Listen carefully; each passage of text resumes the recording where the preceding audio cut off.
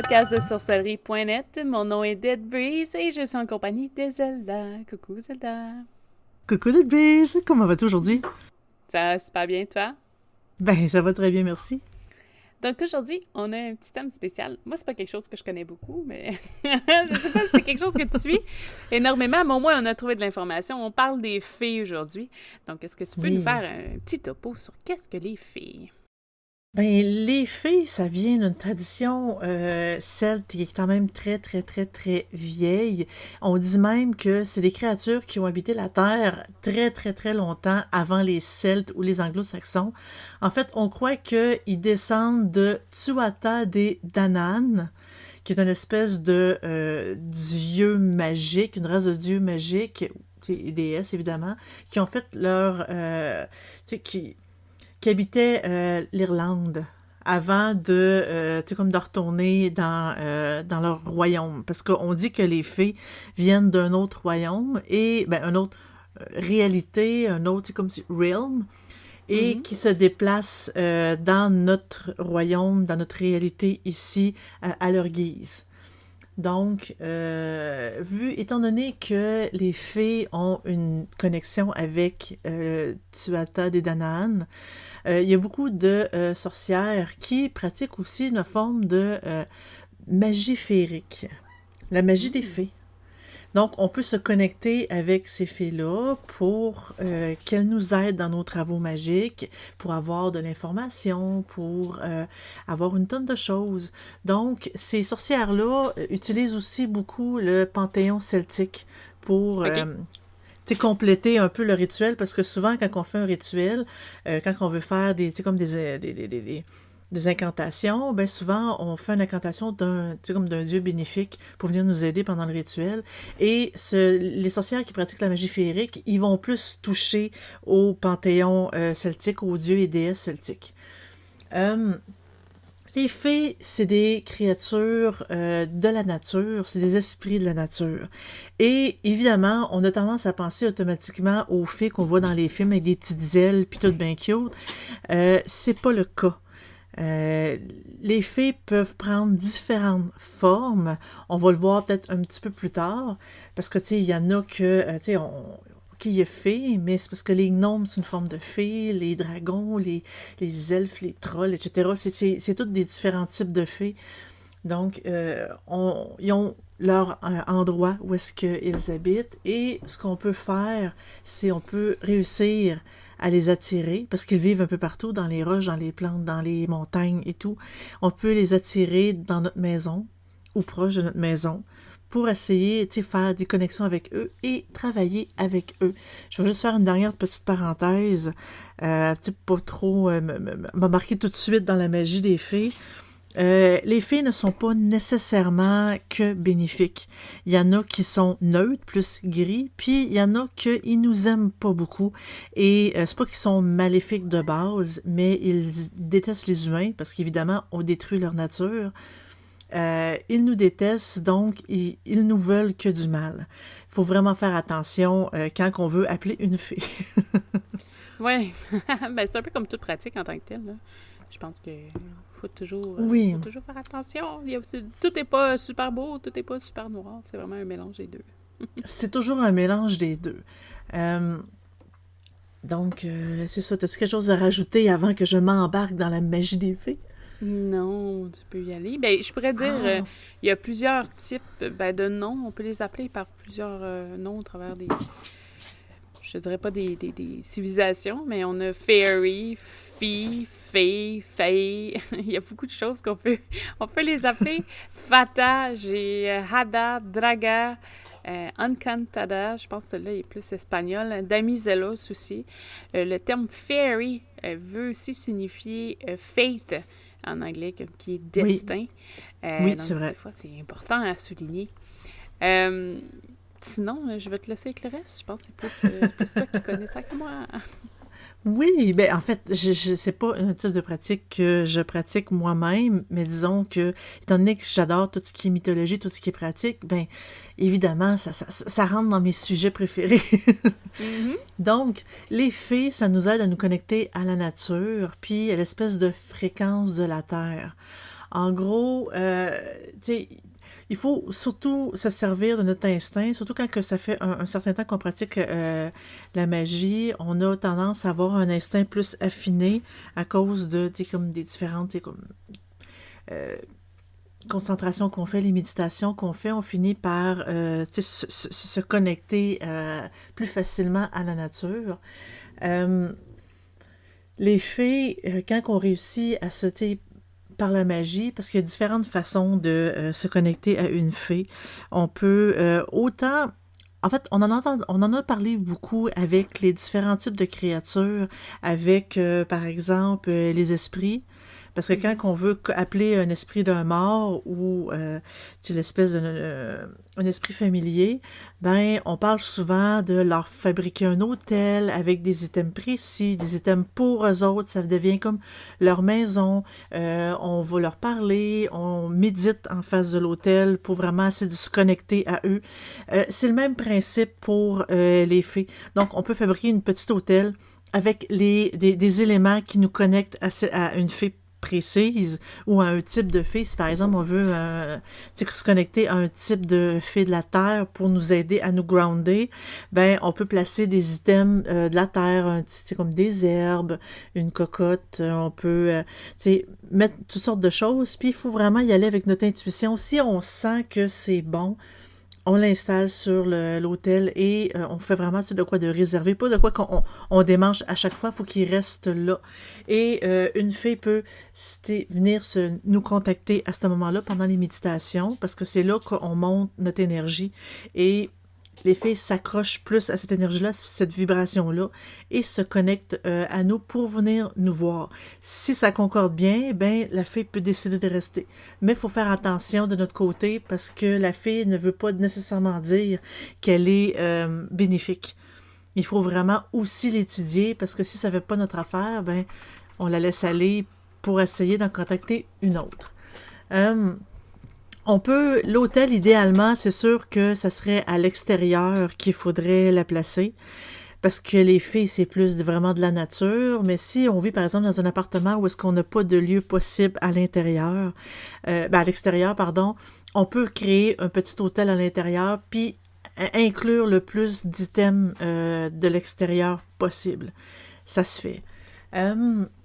Donc, on peut donner quelques petits cadeaux aux fées. On peut leur offrir aussi des petites clochettes, toutes des items qui font du bruit parce qu'ils aiment faire du bruit. Ils adorent particulièrement, comme nous faire sentir leur présence en faisant bouger tout ce qui est justement, comme clochettes, comme guérillons et tout. Il faut vraiment y aller justement avec notre intuition. Placer des items de la nature vraiment précis qu'on peut trouver dans la nature, il faut vraiment y aller selon notre intuition, évidemment. Une fois qu'on a créé l'espèce d'espace pour la fée, il faut évidemment méditer souvent et leur montrer nos intentions, leur montrer ce qu'on veut faire. Si on veut se connecter vraiment juste pour les utiliser, ils vont le sentir, puis on n'attirera pas nécessairement les bonnes fées.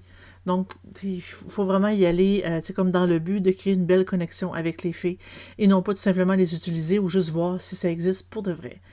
La confiance, c'est l'item principal qu'on mentionne, parce qu'étant donné que l'humain a tendance à détruire la nature, à détruire les habitats des fées, ils sont déjà méfiants de base avec nous. Donc, il faut vraiment qu'ils aient confiance en nous et il faut faire attention à ce niveau-là. Parce que, autant qu'on dit que certaines fées sont des farceurs, qui nous font des farces, eux, ils pensent aussi de notre côté que nous, on peut les nuire, on peut les détruire. Donc, de là, le mot de la confiance vraiment, c'est comme précis. Une fois que on a pris connexion avec la fée, puis qu'elle veut bien travailler avec nous, puis que il faut surtout que le respect soit là, c'est quand même assez important, la confiance et le respect. Mais là, on peut faire à peu près n'importe quoi avec la fée. On peut commencer à avoir une relation plus symbiotique avec la fée même. Comme dans les rituels, on peut les appeler, ils peuvent nous aider dans les énergies. Ils ont des noms, et là, comme il y en a plusieurs on peut nommer plus tard, mais normalement, les fées, il faut y aller avec notre intuition pour dire, regarde, son nom, c'est... ils vont nous le dire, ils vont prendre contact avec nous, puis ils vont nous le dire. Donc, juste pour donner quelques petits détails sur les types de cadeaux qu'on peut donner aux fées, tout dépendant à comme quel type de fée qu'on essaie de contacter. Évidemment, mis à part l'honneur, l'amour, le respect, puis la protection de la nature, bien sûr, on peut aussi donner de la crème, du lait, du miel, de l'alcool, comme du whisky ou de l'hydromel. On peut donner du tabac, tout ce qui est herbes, des fleurs, des encens. Les encens plus floral en grains, là. Des plumes, ça peut être des rubans, des pierres, des cristaux, de la musique, de la danse, hein? On peut faire une petite danse. Des gâteries, comme des gâteries sucrées. Des espèces de trésors qui brillent. On peut leur donner des petits vêtements, des petits chapeaux, des petits chandails qu'on peut fabriquer nous-mêmes. C'est tous des cadeaux qu'ils apprécient vraiment grandement. Parlant de cadeaux, oui. J'ai les plantes qui sont associées aux fées. Je vais Ah! lancer tout de suite dedans parce que je pense que ça s'inclut quand même assez bien vu que c'est des offrandes, tout ça. Pour les fées, des plantes qui sont associées... Bien, évidemment, on s'entend, la nature en général est associée aux fées. Mais en particulier, en tout cas, ceux qui ont été notés sont le prunelier, ronce, crocus, safran, fougère, digital, aubépine, lavande, gloire du matin, je pense que c'est ça la traduction de Morning Glory, hein? Champignon, pensée, coquelicot, prime vert, l'herbe à poux et le romarin. L'herbe à poux est quand même surprenant, on ne la voit pas souvent celui-là, mais hein? C'est vraiment là, ce qui est associé aux fées en grand guillemets, là. Par la suite, on parle justement de fées, puis tu as parlé des correspondances, mais j'ai trouvé dans mes recherches que peut ressembler le royaume des fées dans l'autre monde. Et j'ai trouvé ça très intéressant, et je me suis dit qu'on pourrait peut-être tout simplement en faire une petite mention. Parce que les fées, justement, c'est pas juste des fées avec des ailes, il y a différents types, mais là, je vais parler vraiment des fées qui sont associées avec les éléments. Parce qu'évidemment, il y a des fées plus de l'air, de terre, d'eau et de feu. Donc, j'ai trouvé, la cité féerique de Gorias, qui est, en gros, c'est la cité de l'air et de l'Est. Il y a... ils disent que c'est des bâtiments blancs rectangulaires qui s'accrochent au flanc des montagnes. Les noix sont ornées d'oriflammes multicolores flottant dans la brise. Dans la vallée, on voit un bâtiment carré au toit étincelant d'or pur. L'atmosphère de tranquillité et de paix prédomine. Les fleurs sont abondantes. Les champs sont pleins de laboureurs souriants. Donc, tout est vraiment... c'est comme très, très, très joli. Il y a il y a des statues aussi avec, comme une épée, parce que l'épée, ça symbolise le pouvoir et tout, et l'air. Donc, c'est une espèce de... c'est en montagne.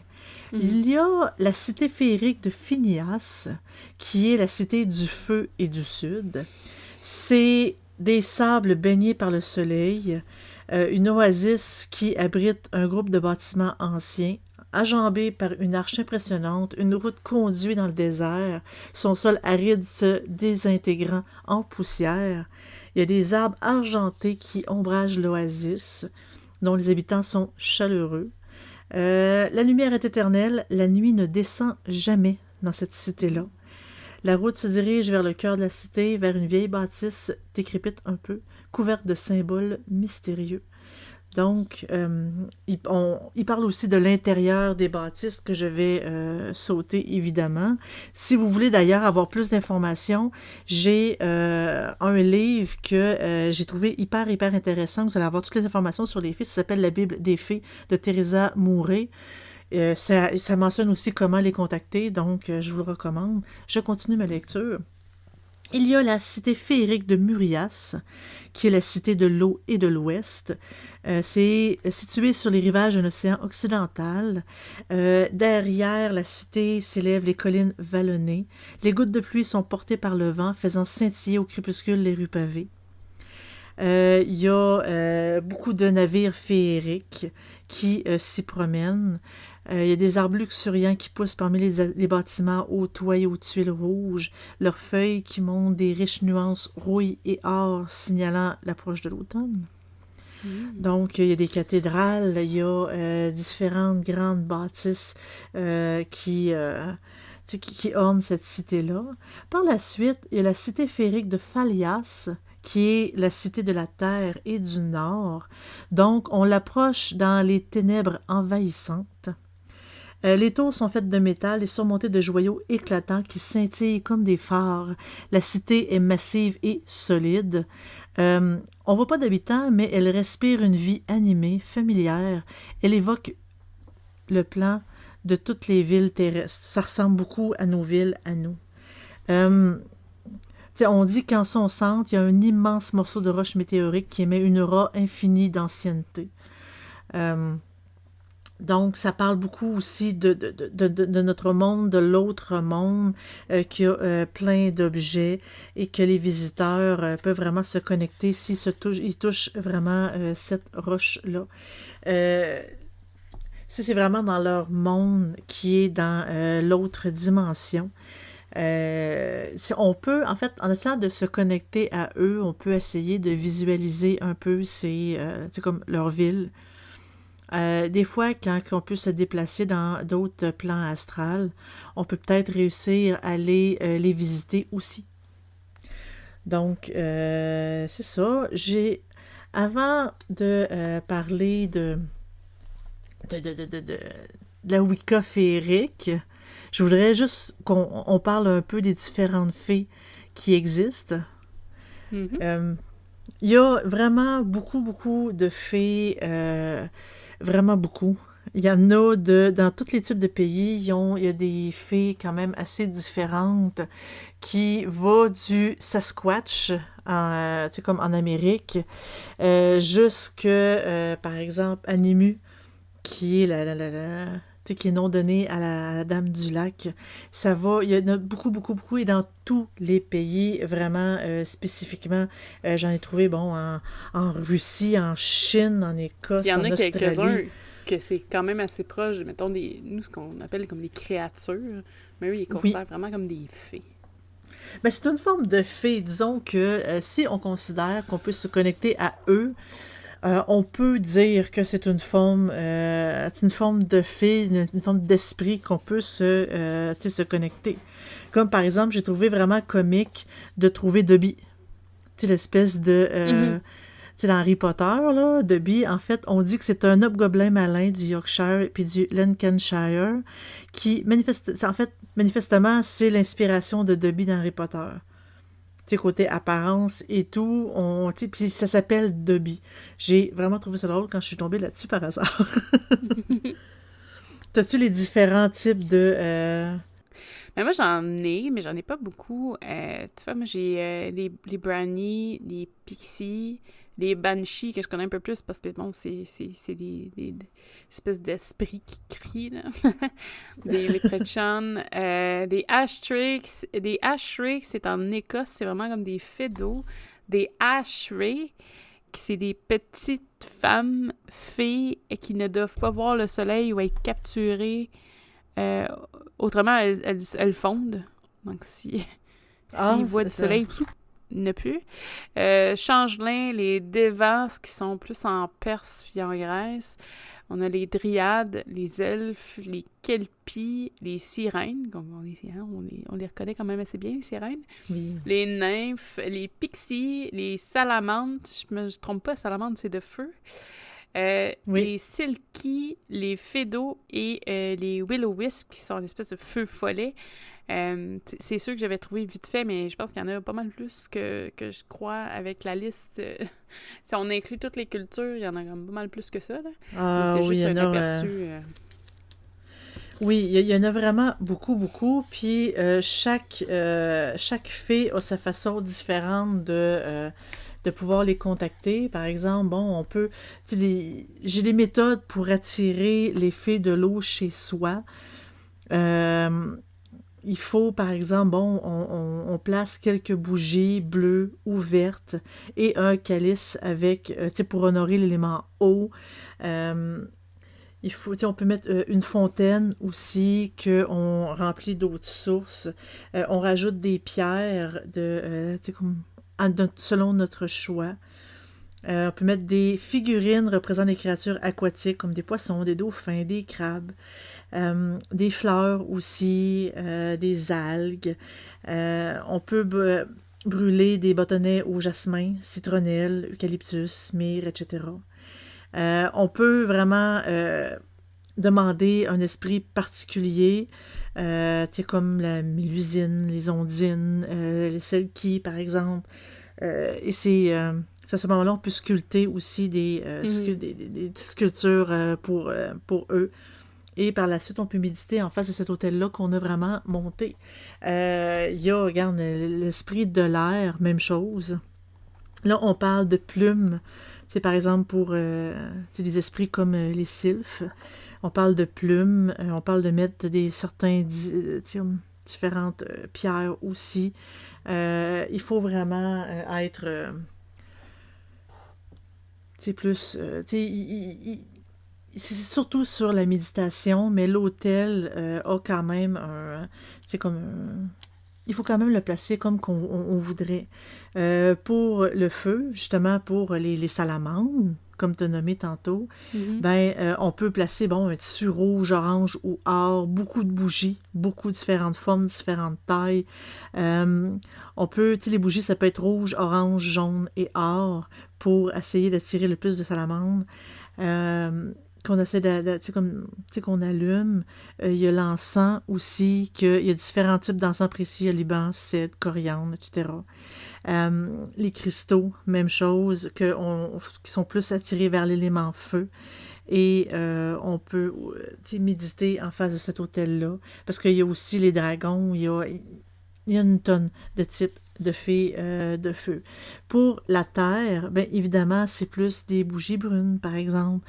On peut faire le vert ou l'espèce de or plus vieux, plus terni, là.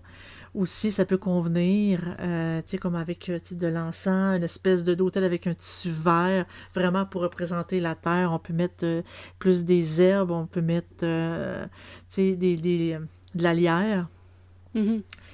Donc, on peut décorer vraiment l'hôtel pour essayer d'attirer, puis tout dépendant de ce qu'on veut, parce que chaque type de fée a, a leur propriété. Il y en a qui sont plus pour la guérison, il y en a qui sont plus pour justement l'élévation, ouais, etc.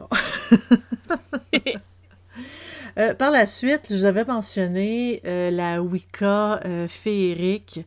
Sincèrement, je l'ai trouvé, je vous le mentionne, mais moi, je mets un gros bémol là-dessus parce que sincèrement, je trouve que ça ne ressemble pas du tout à la Wicca. En gros, la Wicca féerique, c'est ils disent que c'est une des traditions Wicca. Il faut pas l'associer au fairy Wicca. C'est vraiment tu sais, comme en anglais, c'est fairy et non pas fairy. Il y a comme une petite nuance entre les deux, là. Donc, la Wicca féerique, c'est bon, ça met une importance plus particulière aux fées, comme les sprites, les elfes, les gnomes. Puis, on fait une relation avec ces fées-là pour nous enseigner le monde, tu sais, comme naturel, puis nous enseigner aussi, tu sais, comme des méthodes liées à la nature. cette tradition-là est inspirée beaucoup des Celtes, de la tradition, des pratiques celtes modernes, autant que anciennement.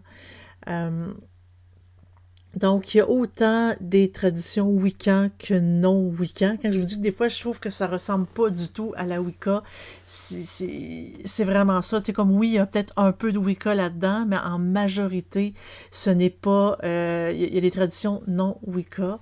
En gros, c'est plus l'espèce tu parles de fairy fate, d'espoir, de fée d'espoir. Mais c'est surtout lié à la culture gaélique. J'ai l'impression que la façon que tu en parles, c'est comme s'il y avait juste embarqué dans le mouvement, mais c'est tout. Tu sais, juste pour essayer d'attraper les gens qui veulent la Wicca, mais qui aiment beaucoup les fées. Ouais. Mais c'est parce que, tu sais, ils parlent normalement, la Wicca, de là où est-ce qu'il y a mon problème majoritairement, parce que, tu sais, tu peux pratiquer la Wicca puis te connecter à des créatures, mais la Wicca, t'as la déesse mère puis t'as le dieu cornu. Et ça, dans peu importe les traditions, ces deux entités-là, ces deux dieux-là reviennent beaucoup. Tu sais, il y a peut-être des traditions qui sont plus sur la déesse mère, peut-être des traditions qui sont plus sur le dieu cornu, mais ils conviennent toutes que les deux sont là et ils existent. Dans la Wicca féerique, le problème que j'ai, c'est que tu as beaucoup de dieux qu'on peut honorer. Comme par exemple, tu sais, comme il y a le roi de l'hiver, t'as le dieu bleu, t'as la grande mère, t'as l'espèce de seigneur des, tu sais, des harvest, des récoltes. Il y en a plusieurs, parce que, tu sais, on s'entend-tu que dans la Wicca, la déesse mère et le dieu cornu, toutes les particularités se séparent en deux. Tu sais, tout ce qui est récolte est associé plus au dieu cornu, tout ce qui est, c'est comme créativité, tout ce qui est création est plus lié à la déesse mère, sont pas divisés en divers dieux, tandis que là, ils ont divers dieux qui ont été, c'est comme divisés. Les croyances disent aussi qu'il y a 7 gardiens qu'on peut appeler selon le temps quand on fait notre cercle magique. Bon, ben, tu sais, il y a des gardiens, tu sais, comme du nord, tu sais, de l'ouest, qu'on dit qu'ils sont plus femelles, le sud et l'est qui sont plus mâles. Et il y a différents types de noms de ces gardiens-là. Tu as l'espèce de... Tu sais, je vais les dire en anglais avec une traduction approximative en français. Le Starfinder, espèce de chercheur d'étoiles, Fire in the Heart, le feu dans la terre, Shining Flame, qui est l'espèce de flamme étincelante, Heaven Shiner, espèce de polisseur des cieux, Black Mother, la mer noire, et Water Maker, le fabriqueur d'eau. Donc, c'est plus les espèces de gardiens des portes qu'on peut appeler pendant un rituel. Ça pourrait rentrer facilement dans la Wicca parce qu'on appelle souvent les éléments pour pouvoir nous aider lors d'un rituel. Il y a... la créativité, l'amour, la beauté, le respect de la nature fit aussi avec tout ce qui est Wicca. Mais il y a beaucoup de coutumes qui sont différentes. Par exemple, quand on fait ces pratiques-là, c'est pas nécessairement parce que la Wicca, c'est une pratique qui est positive parce qu'on ne doit pas faire de mal à autrui. Tandis que la Wicca féerique, étant donné que les fées sont pas nécessairement toutes bonnes, que ça va souvent dans les zones de gris, ben c'est pas mal ça qui change un peu dans la Wicca parce que ça peut aller, tu sais, c'est pas ni blanc, c'est ni noir, c'est vraiment dans tout ce qui est gris. Fait que ce qu'on fait pourrait faire du mal à quelqu'un, même si c'est pas nos intentions. Mais ça, normalement, dans la Wicca, ils ne veulent pas, même que, tu sais, ça soit, tu sais, comme non intentionnel, il faut vraiment y penser, il faut vraiment y faire attention. Donc, c'est vraiment une forme tu sais, comme une moralité qui est différente de la Wicca. Puis c'est pour ça que, tu sais, je trouve que ça, tu sais, pour que ça devienne vraiment pour que ça porte le nom de Wicca, normalement, les bases devraient être là.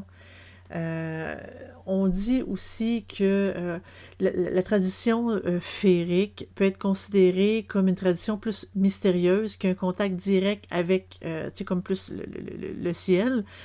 Je dirais peut-être plus les autres royaumes, les créatures. Mais c'est aussi une tradition tu sais, de pouvoir, de danger, d'espèce de surexcitement, tu sais, le plaisir du pouvoir, là, Mhm. je cherche mon mot, mais je m'en excuse. Mais Ouais. c'est pas De assez. tension, de Oui, force. l'espèce. Ben, exactement, là, l'espèce de frénésie du pouvoir. C'est. Puis je trouve que ça rentre vraiment pas dans les traditions normales pour tu sais, les types de traditions wiccanes. Fait que c'est pour ça que, tu sais, moi, je mets un gros bémol sur cette pratique-là, tu sais, la Wicca féerique. Mais, regarde, si vous voulez avoir plus d'informations, gênez-vous pas. Tu sais, comme il y a des livres qui existent par rapport à ça. Il y a plein de sites Internet aussi que vous pouvez rechercher pour avoir plus d'informations. Sur ça, je pense que ça conclut un peu le sujet sur les fées. Oui, On va vous souhaiter une excellente semaine et si jamais vous êtes intéressé, vous pouvez toujours nous suivre sur Facebook où on donne les dernières nouvelles des publications. Vous pouvez aller sur le site www.sorcellerie.net, poser vos questions en live et c'est gratuit. Si vous préférez nous encourager de façon financière, il y a toujours le Patreon qui est disponible. Vous pouvez nous voir les samedis à 8h30 au Québec ou 2h30 en Europe de l'après-midi pour les live streams où on ouvre des boîtes, où on fait des fiches, bref, ça varie. Et les podcasts se retrouvent sur Spotify, Apple Cast, Google Cast et évidemment YouTube où vous pouvez nous rejoindre. Si vous voulez nous aider aussi par rapport à ça de façon gratuite, juste à cliquer sur subscribe, donc pour suivre. Nous, ça nous aide et ça nous donne un gros coup de pouce. Sur ce, oui. on se revoit la prochaine fois et on vous souhaite une bonne semaine. Au revoir! Bonne semaine!